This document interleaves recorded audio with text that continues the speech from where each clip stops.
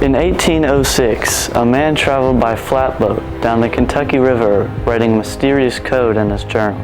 What secrets was he hiding? And were others using this code? Let's decipher the past as we look into coded messages found here at the Kentucky Historical Society collections, today on Expedition Kentucky.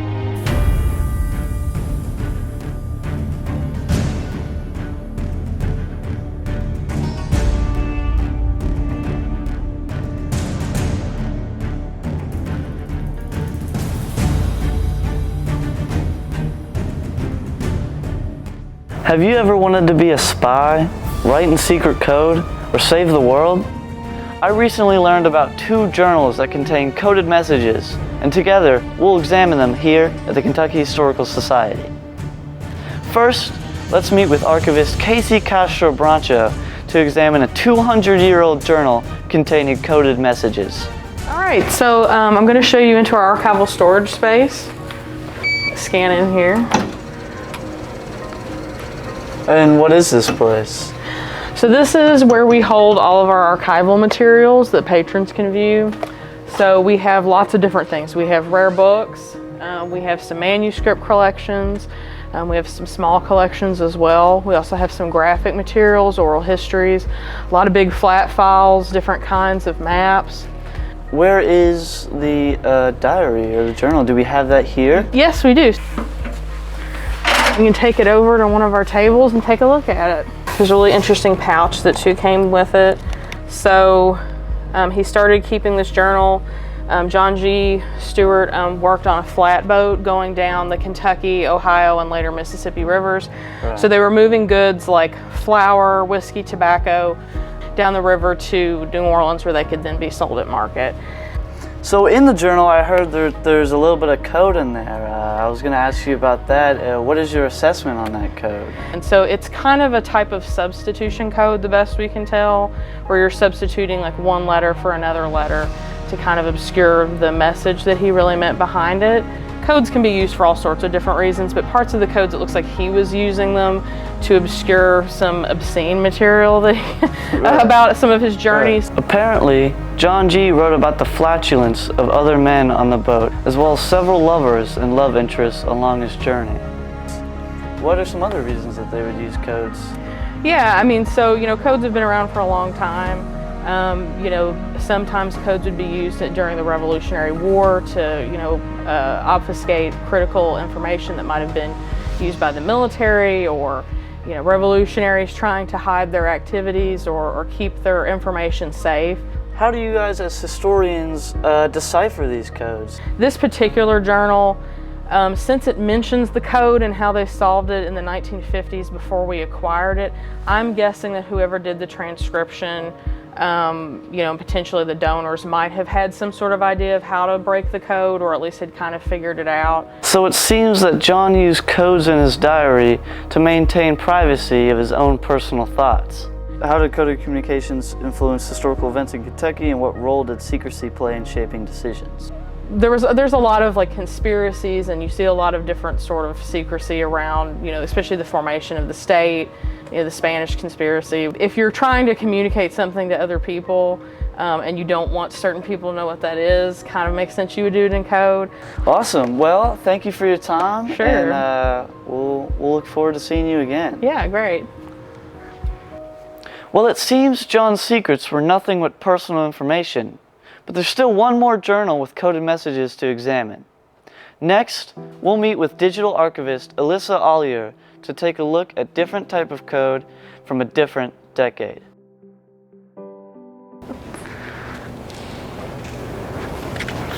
Hi. Hello. Hi, welcome to the library. Thank you. My name is Gregory Meyer. Hi, It's nice to meet you. you. I'm Alyssa. I'm our digital archivist here at the Kentucky Historical Society, and I hear you're interested in one of our journals today. Yes, I'm interested in the Nathan Parker journal. I heard you guys have that. Yeah, we've got it set up for you here. Why don't we go take a look? Hey, hold on a second. So in the archive, we only use pencils to keep the archive safe, so I'm going to trade you there. Thank you. There you go. So what do we know about Nathan Parker and his journal? Yeah, so Nathan Parker, he served in the Civil War with the Confederate Kentucky 4th Cavalry. He married Sophronia Lane in 1849. They had several children, and this journal he kept from about the fall of 1861 to the 1862. So in his journal, he has kind of rosters, different expenses lists. So he was responsible for feeding and clothing all these men, so he keeps track of that in the journal. He documents his travels, so they went all over Tennessee. And he also writes about just the everyday life of being a soldier. He's worried about his family back home, things like that. Right. Part of the journal is missing, and some of the entries are in code. This journal gives accounts of daily life on the road and in camp. But what secrets did he write in his journal, and why was he using code? In the journal, actually, there's a little bit of code. Yeah, so the code is one of the most interesting parts of this journal. And so this particular code, it's something called a pig pen cipher. It's a bunch of tic-tac-toe kind of boards and some X's. Right. And it kind of resembles a pig pen with little pigs inside of it. You put the letters in each of the boxes and it forms a code. So what's your assessment on the code? What is he, I mean, do you know what he's saying? Do we know what he's saying? So he's keeping his personal thoughts kind of secret, so if anybody were to borrow his journal or look over his shoulder, no one knows kind of what he's thinking. So it's not nearly as interesting as some of the other codes, but it's still a really cool example of what it was like to be a soldier in the Civil War. Well, thank you for your time. Yeah. And if I have any other questions, I'll let you know. Please let me know. Yeah, feel free to enjoy. The special Awesome. collections are here for you and anyone else who wants to. Right. Yeah. Thank you. Yeah, nice to meet you. Thank you so much. So both journals that we've looked at were written by young men during the 1800s. John wrote his journal while traveling along the river in 1806, and Nathan wrote his journal from 1861 to 1862 during the Civil War. Interestingly, both men shared personal information with the codes. Perhaps they were worried about the wandering eyes of other men. They certainly weren't spies with top secret information. But I know from history that there were many secrets from the Civil War. Let's meet with Dr. Chuck Welsko here at the Kentucky Historical Society. He's the project manager of the Civil War Governors of Kentucky Digital Documentary Edition. His team helps reconstruct the lives of voices of Kentuckians during the Civil War, from generals and politicians to civilians, including free African American professionals and refugees. Maybe Dr. Welsko can give us some insight into the way codes were used to help keep secrets during the Civil War. Hi, are you Chuck? Yeah, Greg. Nice to meet you. Nice to meet you. Is it alright if we sit down and ask you a couple questions? Yeah, absolutely. I'd love to talk. Awesome.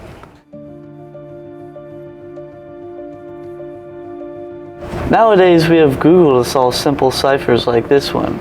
How likely would it have been for Nathan Parker and his fellow soldiers to solve that cipher? I think it depends on the soldier. Ordinary Civil War soldiers, especially Northern Civil War soldiers, at the start of the Civil War have entered a period of rapid information growth, or a changing information economy, if we want to say that.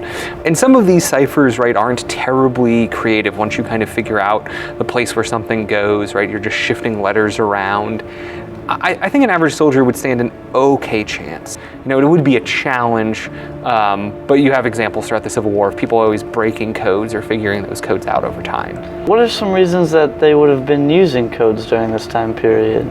You're trying to communicate classified, secret information, right? You have battle plans, you have attempts to share information, you are talking ill of someone, right? Civil War units, their regiments are formed very much from community members, right? Or you're talking about, I don't know, doing morally questionable things, drinking, cavorting, all of these things, and you want to share this information, but you don't want anybody who gets their hands on it.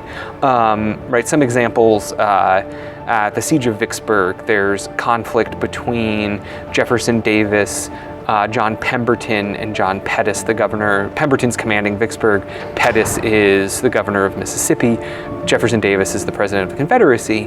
They actually started exchanging letters in code because they're complaining at one another and they're getting into this fight, but they don't want it to spill out into public newspapers. So there's a variety of reasons. You want to pass along clandestine information. You want to talk ill of somebody.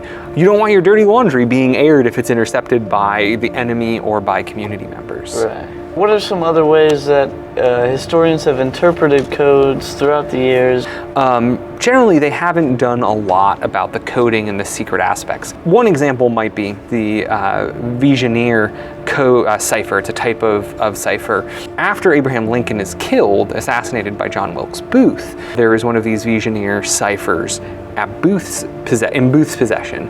And if we remember, Lincoln is assassinated days after the Confederacy has abandoned Richmond. In Confederate offices is another cipher. Now the ciphers don't match, but the federal government tries to use the fact that there are similar types of ciphers. How has modern forensics in like this new era of AI affected codes in general going forward? Yeah, I would think in terms of what historians would call like large language systems or large language models. AI would be able to take these large language models, take ciphers together, and build and process it together, and possibly figure out if there are some of these documents that haven't been decoded, more likely cracking them faster than people have done. Or if you're able to train an AI system, you can put something in and you're like, I think this is a code, what is it? And it can run a bunch of tests and then figure out, I think it might be saying this. Well, I appreciate your time, and Yeah. if I have any more questions, I'll be sure to come back. I'm happy to help. Thank you. You're welcome. Throughout history, we can see how secrets have been used for a plethora of things, like privacy, business, and even for fun. It's clear that these explorers operated in an environment full of uncertainties. The fear of hostile Native American tribes, the threat of rival explorers or settlers, and even the aspects of the wilderness created a tense atmosphere. The codes might have been a response to these threats as a way to protect their findings and reflections in an unpredictable world.